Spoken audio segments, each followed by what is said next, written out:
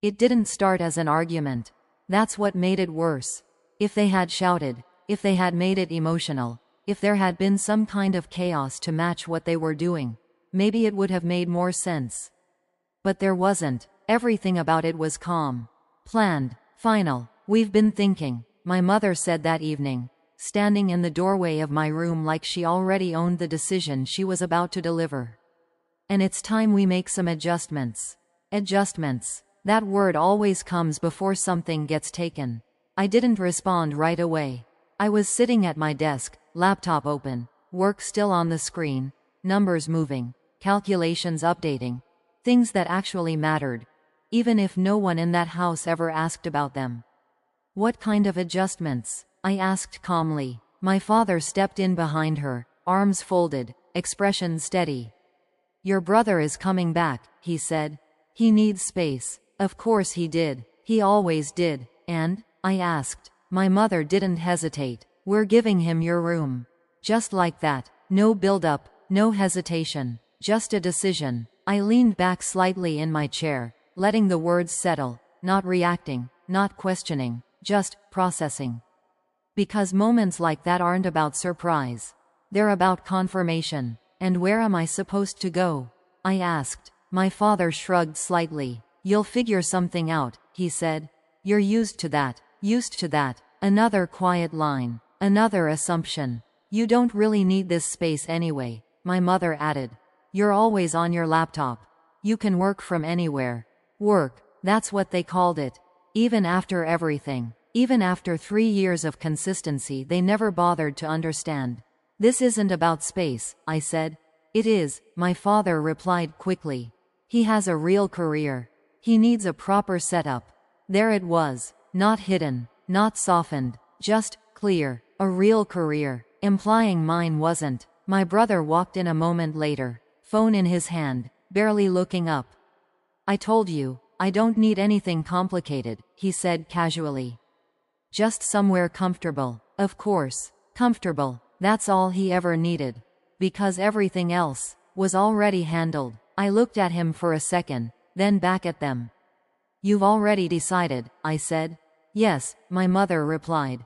No hesitation. No doubt. Just certainty. That was the part that always stood out. Not what they did, but how easily they did it. "Okay," I said. That caught them off guard. Not visibly, but enough. Because they expected resistance. At least a question. But calm changes the direction of things. "You'll need to move your things tonight," my father added, like he needed to reinforce the timeline. "Tonight?" I repeated. "Yes," he said. "He's coming back properly tomorrow." Of course he was. Everything aligned. Everything prepared. Everything, except the truth. I stood up slowly, closing my laptop, not rushing, not delaying, just moving forward with the moment exactly as they wanted it to happen.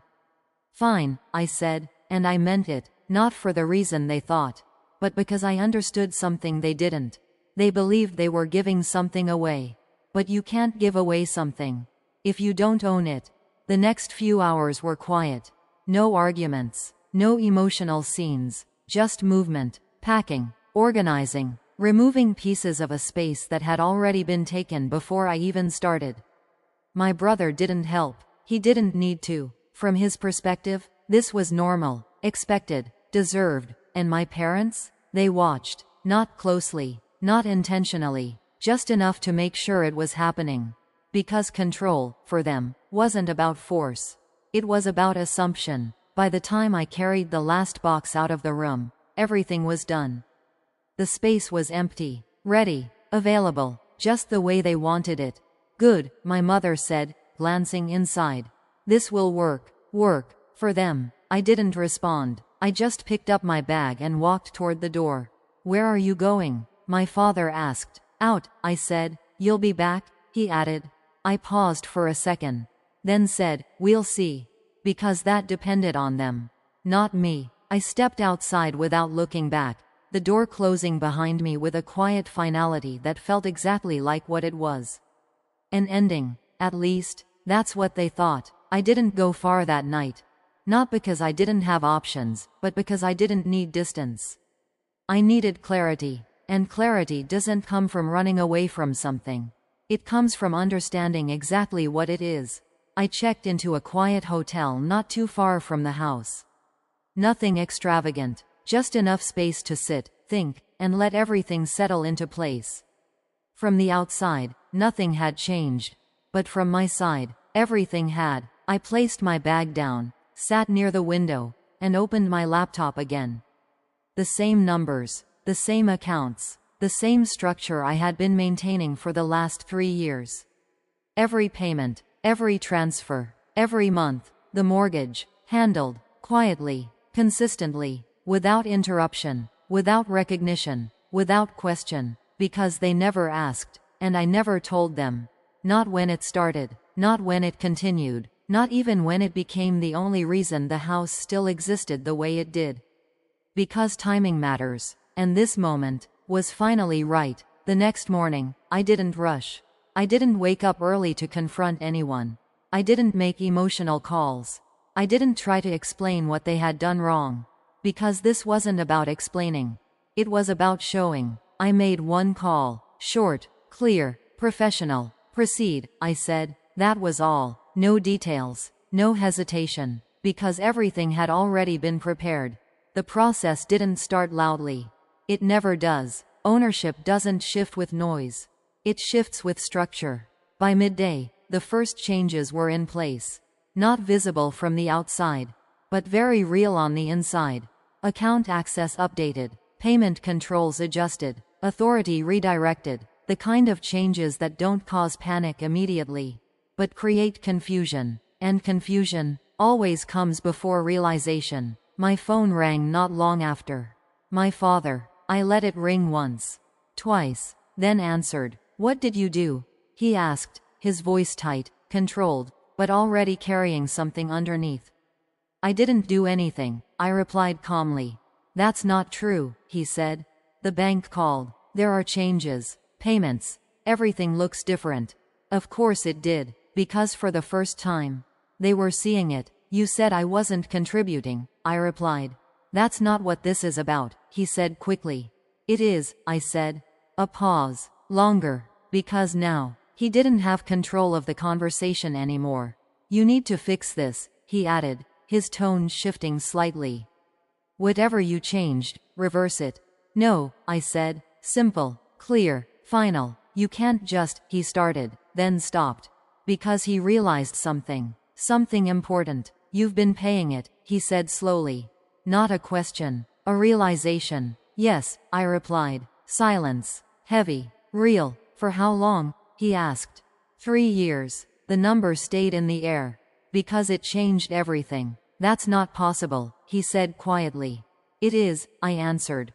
Another pause. Longer this time. Because now, the structure was becoming visible. You let us. He started, then stopped. I finished it for him. You believed what was convenient. Silence again, because there was no argument for that.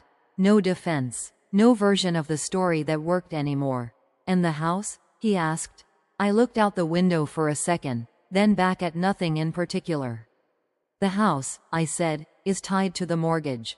Another pause. And the mortgage? He asked. I control it, I replied. That was the moment everything shifted. Not just the conversation. The reality. You're serious, he said. Yes. More silence. Because there was nothing left to question. Nothing left to deny. Nothing left to control. So what happens now? He asked. The same question. The same tone. But a completely different position. I didn't answer immediately. Because that answer mattered. Then I said it. Now, we adjust. The same words. But this time, they meant something else. You kicked me out of that house, I continued calmly. Based on what you thought I was worth.